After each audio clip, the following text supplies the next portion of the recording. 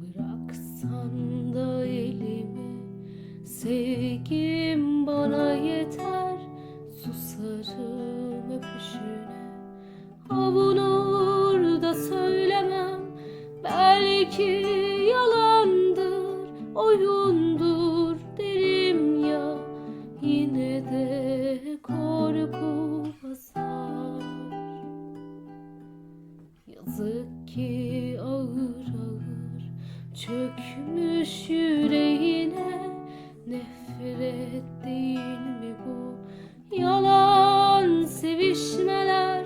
Sen değilsin sanki yarısı yatağımın, üşürüm sarılsam bile.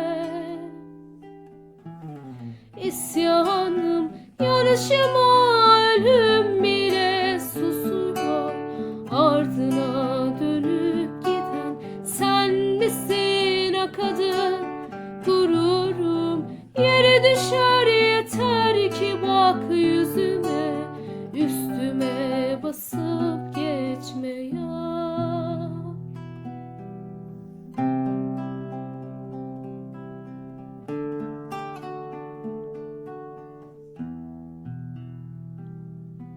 Bıraksan da elimi, sevgim bana yeter. Susarım öpüşüne, avunur da söylemem.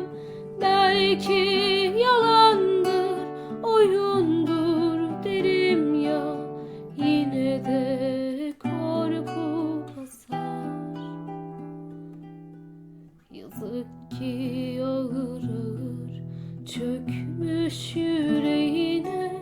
Nefret değil mi bu yalan sevişmeler?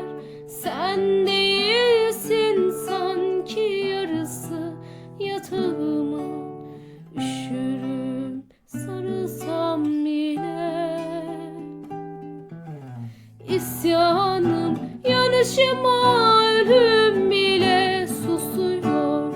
Ardına dönüp giden sen misin o kadın? Gururum yere düşer, yeter ki bak yüzüme. Üstüme basıp geçme ya. İsyanım, yanışıma ölüm